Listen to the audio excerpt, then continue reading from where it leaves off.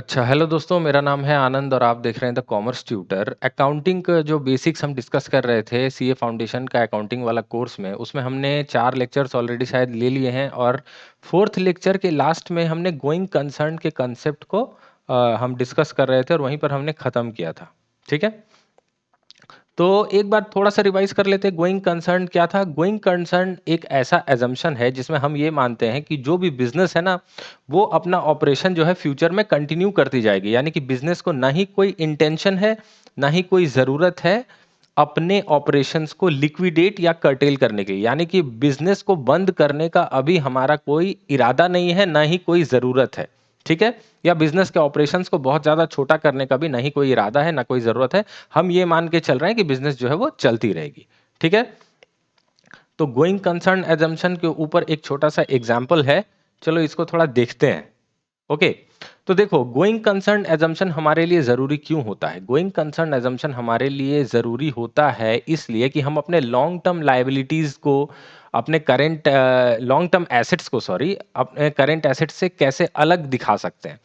तो इसके लिए एक छोटा-सा चीज़ मैं आपको अज़्यूम करने के लिए बोलता हूँ। अच्छा चलो बाद में, पहले ये एग्ज़ाम्पल थोड़ा-सा देख लेते हैं। देखो मिस्टर एक्स है, मिस्टर एक्स ने एक मशीन खरीदा 5 लाख रुपए में, ठीक है?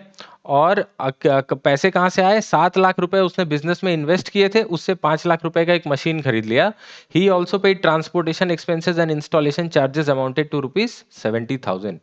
तो क्या हुआ कि मिस्टर एक्स ने बिज़नेस में 7 लाख रुपए इन्वेस्ट किए थे और इस 7 लाख रुपए में से 5 लाख रुपए का उसने एक मशीन खरीद लिया और इस मशीन को अपने फैक्ट्री या अपने दुकान तक लाने के लिए और उसको इंस्टॉल कराने के लिए 70,000 रुपए पे किए। तो 70,000 रुपए पे किए। तो टोटल कॉस्ट कितनी पड़ गई मशीन को लाके इंस्टॉल करवाने तक का?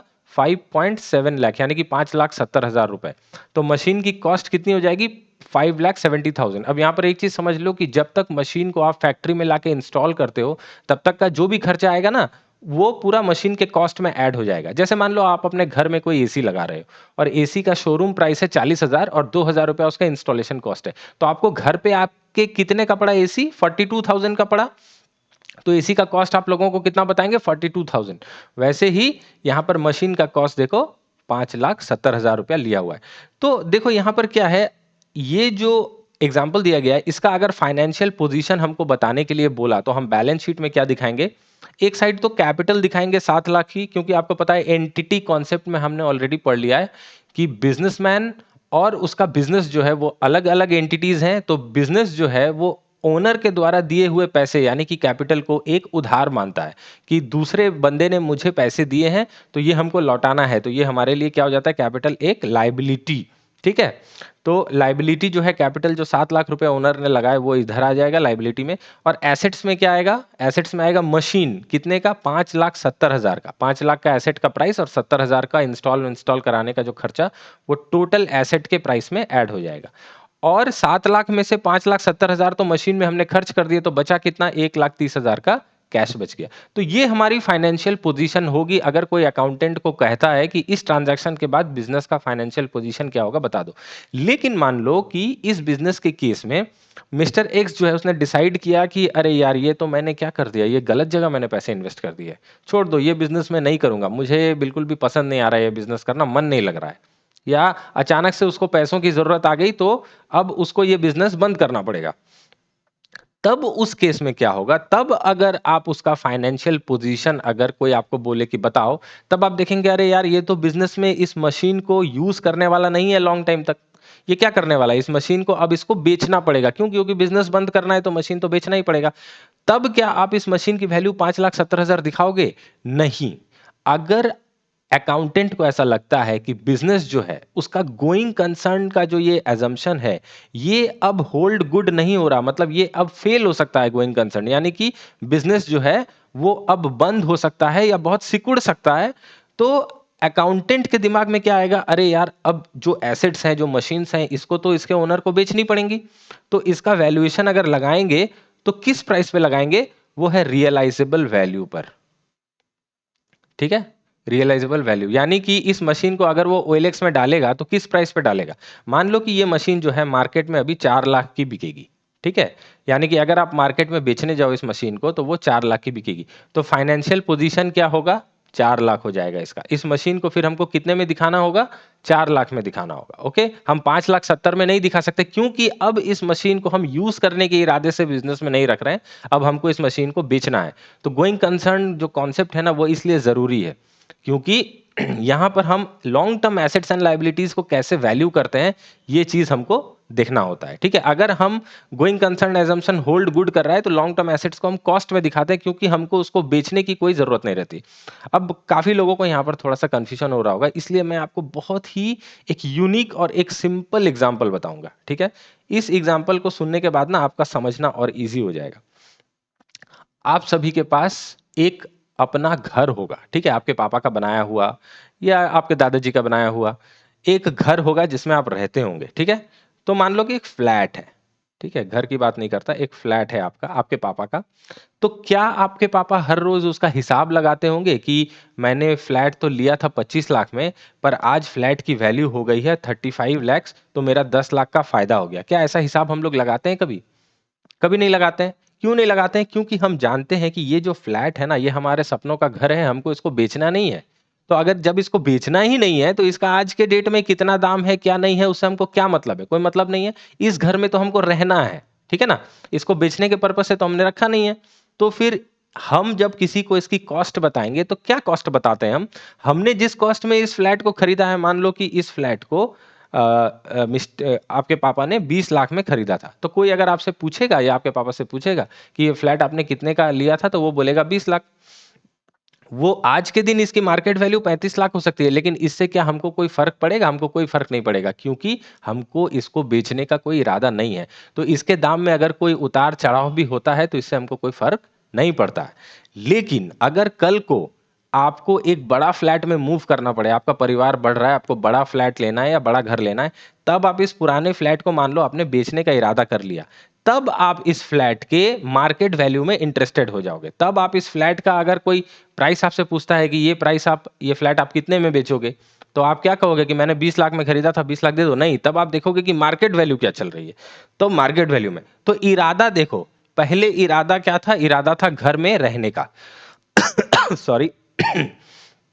पहले इरादा था घर में रहने का, तो गोइंग कंसर्न था कि ये फ्लैट चलता रहेगा, हम लोग इसमें रहते रहेंगे, बेचने का कोई इरादा नहीं है।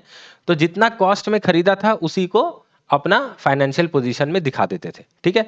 लेकिन अब फ्लैट को बेचने का इरादा कर लिया है तो गोइंग कंसर्न एजम्पशन खत्म, ठीक है। तो जैसे ही बेचने का इरादा किया तो मार्केट वैल्यू कॉन्सेप्ट में आ जाएंगे। तो वही मशीन मशीन का कॉन्सेप्ट यहां पर है जो हमने डिस्कस किया, इसीलिए गोइंग कंसर्न जो है वो जरूरी होता है। ओके, अब यहां पर तीन और कॉन्सेप्ट्स हैं जो हम आज डिस्कस करेंगे। एक है पीरियोडिसिटी, एक है एक्रूअल और एक है मैचिंग कॉन्सेप्ट, ठीक है।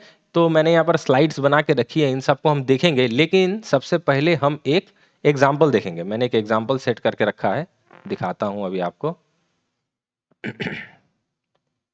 देखो यहाँ पर एक एग्जाम्पल है, ठीक है। इस एग्जाम्पल को एक बार पढ़ते हैं, एक सम है छोटा सा, ठीक है। ध्यान से पढ़ेंगे आप और मैं, मेरे साथ साथ आप भी पढ़ना। मिस्टर पी के started cloth business. Mister P के ने कपड़े का बिजनेस स्टार्ट किया, ठीक है। उसने 10,000 पीस गारमेंट्स खरीदे, यानी कि 10,000 पीसेस खरीदे उसने, कितने में? 100 रुपए पर पीस में, ओके। और उसने 8,000 पीसेस बेचा, कितने में? 150 रुपए पर पीस में, during the accounting period of 12 months, that is 1 January to 31 December 2019। तो पीरियड क्या है? पीरियड के लिए एक टाइमलाइन बना लेते हैं।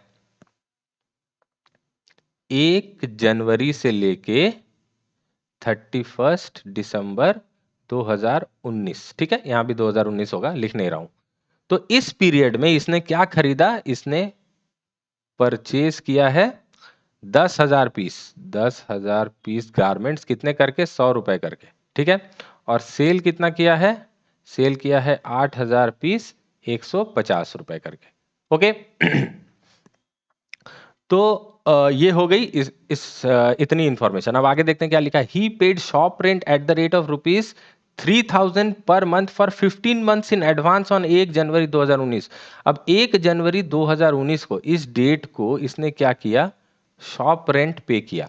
मान लो कि इसने जिस भी दुकानदार से दुकान भाड़े पे ली होगी, ठीक है, उसने कहा होगा कि भैया मैं आपको दुकान तो भाड़े पे दे दूंगा, लेकिन 15 महीने का किराया हमको एडवांस में देना होगा, तब मैं दुकान भाड़े में दूंगा। ऐसा लोग करते ही हैं। ठीक है, तो इसने शॉप का भाड़ा कितना दिया इस डेट को, 1 जनवरी 2019 को इसने दिया 3,000 इंटू 15 महीने का। ठीक है, तो 45,000 रुपीज इसने पे कर दिया शॉप रेंट। ओके, अच्छा एक और चीज क्या है उसने 8 लाख रुपए अपने सप्लायर्स को पे किए गारमेंट्स के। तो ये जो परचेज किया है, इस परचेज के लिए अपने सप्लायर्स को कितना पे किया, 8 लाख रुपया पे किया। और रिसीव कितना किया कस्टमर से, 10 लाख। तो सप्लायर जो है उसको कैश कितना दिया, कैश दिया 8 लाख, और कस्टमर से उसको कैश कितना मिला, कैश मिला 10 लाख। ठीक है अब देखो, he had kept a helper who salary was ₹2,000 per month. उसने अपने दुकान में मदद वदद करने के लिए एक स्टाफ, एक हेल्पर रखा था, उसकी सैलरी थी 2,000 रुपए पर मंथ। तो he paid 20,000 to him in 2019 and promise that 4,000 will be paid shortly. तो सैलरी कितनी बनती है स्टाफ की, 2,000 करके जो होता है पर मंथ बनती है 24,000, लेकिन 24,000 में से कैश कितना दिया उस स्टाफ को, सिर्फ 20,000 ही कैश दिया। ठीक है, और 4,000 बोला कि बाद में दे दूंगा। ठीक है, तुम घबराओ मत, बाद में दे दूंगा। अब इसका थोड़ा सा इस साल का लेखा जोखा निकालते हैं, प्रॉफिट या लॉस निकालते हैं। ठीक है, तो चलो एक स्टेटमेंट बनाते हैं, यहां पे लिखते हैं statement of profit oblique loss. Okay, तो प्रॉफिट लॉस, तो सबसे पहले प्रॉफिट या लॉस निकालने के लिए हमको क्या चाहिए, रेवेन्यूज माइनस एक्सपेंसेस। अगर हम करेंगे तो प्रॉफिट या लॉस निकलेगा। रेवेन्यू मतलब इनकम, एक्सपेंस मतलब खर्चा। तो सारे इनकम से खर्चा माइनस करेंगे तो क्या निकलेगा अपना, प्रॉफिट या लॉस जो है वो हमारा निकलेगा। ठीक है, तो सबसे पहला जो है रेवेन्यू। रेवेन्यू क्या है, देखो ये सेल्स जो उसने किया है, ये सेल्स उसका रेवेन्यू है। ओके, तो चलो देखते हैं यहां पर। यहां पर सबसे पहले लिखते हैं रेवेन्यू फ्रॉम सेल। तो सेल कितने का किया है, सेल किया है 8,000 इंटू 150। तो 8,000 इंटू 150 कित हाँ, तो 8,000 इंटू 150 इक्वल टू 12 लाख। ठीक है, तो यहां पर सॉरी, क्या गड़बड़ हो गई। हाँ, यहां पर 12 लाख रुपए की हमारी रेवेन्यू आ गई। ठीक है, अब इससे हम क्या माइनस करेंगे, हमारे खर्चे माइनस करेंगे। तो खर्चों में क्या है, सबसे पहला है परचेज। तो परचेज जो है, परचेज हम कितना माइनस करेंगे पहले ये बताओ परचेज हमने कितने का किया है, 10 लाख का। ओके, तो 10 लाख का परचेज किया है, देखो 10,000 का 100 पीस करके, लेकिन हमने सेल किया है 8,000 पीस को 150 रुपए में। तो इससे प्रॉफिट निकालने के लिए क्या हम 10,000 की परचेस का कॉस्ट माइनस करेंगे। ध्यान से सोचना, देखो आपने मान लो एक पेन खरीदा 10 रुपए में, ओके, और उसको बेचा 12 रुपए में। तो आपने उस दिन 5 टोटल पेन खरीदे, लेकिन सिर्फ 3 ही पेन बेच पाए। तो आप जब प्रॉफिट कैलकुलेट करोगे तो आप सिर्फ 3 पेन का सेलिंग प्राइस से कॉस्ट प्राइस माइनस करोगे ना कि पांचों पेन का कॉस्ट प्राइस माइनस करोगे। 3 ही पेन का करोगे, क्योंकि 3 ही पेन तो आप बेच पाए हो। तो यहां पर देखो, हम लोगों ने 10,000 पीस गारमेंट में से सिर्फ 8,000 पीस ही बेच पाए हम। तो हम परचेज कॉस्ट में जो माइनस करेंगे वो कितने पीसेस का परचेज कॉस्ट माइनस करेंगे, 8,000 पीसेस का। आशा करता हूं कि आपको समझ में आ रहा होगा। तो 8,000 इंटू 100, यहां पर कितना का परचेज हो गया, 8 लाख का। ठीक है, 8 लाख का परचेज कॉस्ट माइनस हो गया अच्छा, और माइनस क्या करना है, रेंट का जो था कॉस्ट था, रेंट कॉस्ट।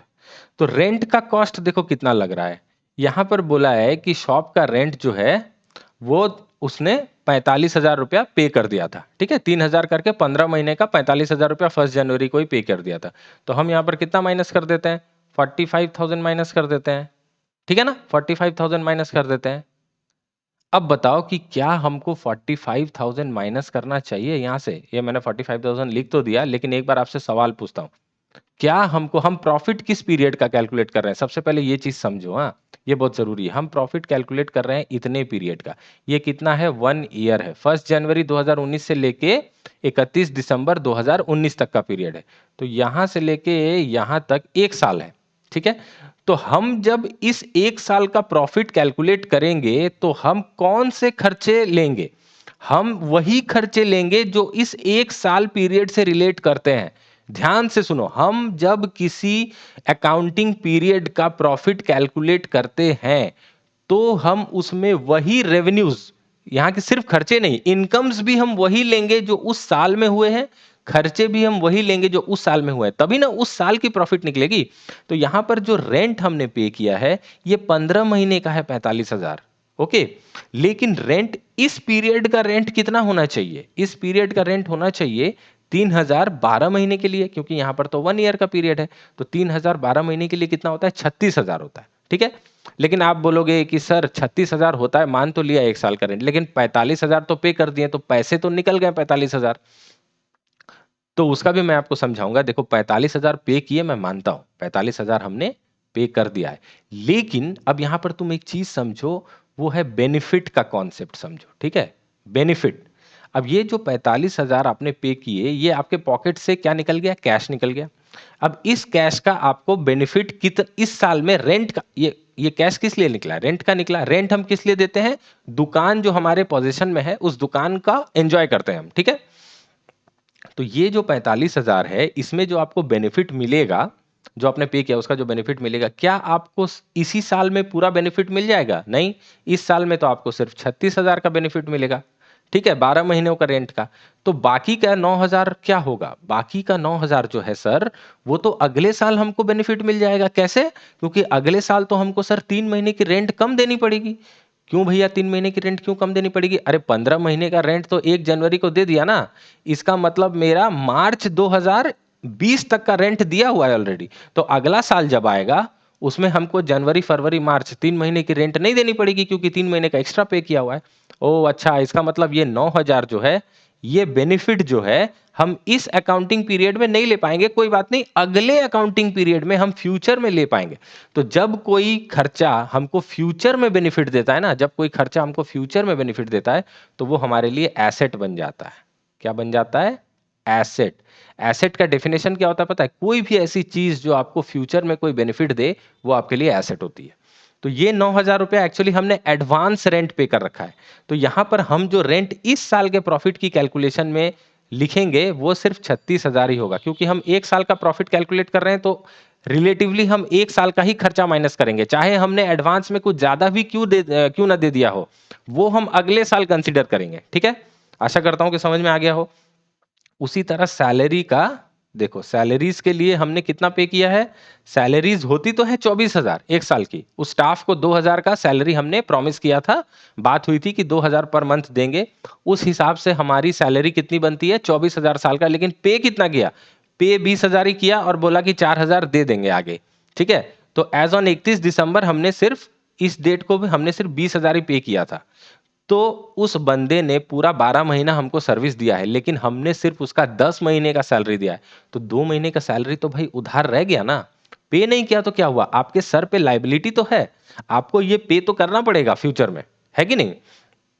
तो आप सैलरी का खर्चा कितना माइनस करोगे, सैलरी आपने भले पे नहीं किया हो लेकिन खर्चा आपका लग चुका है 24,000, तो ये 24,000 यहां से माइनस कर देंगे। ठीक है, तो प्रॉफिट कितना आता है, 12 लाख से 8 लाख गया तो 4 लाख बचा। रुको, कर लेता हूं एक बार, 12 लाख से माइनस 1 2 3 4 5, 8 लाख माइनस हो गया, उससे माइनस करेंगे 36,000, सॉरी 36,000, और माइनस करेंगे 24,000, तो आ गया 3,40,000। तो हमारा प्रॉफिट कितना हो गया, 3,40,000। आशा करता हूं कि आप सभी को बात समझ में आ गई होगी। अब ये जो एग्जाम्पल मैंने किया, इसके बाद चलो प्रॉफिट तो हमने निकाल लिया, अब फाइनेंशियल पोजीशन बनाते हैं। ठीक है, इसकी एक बैलेंस शीट बना लेते हैं। बीएस मतलब बैलेंस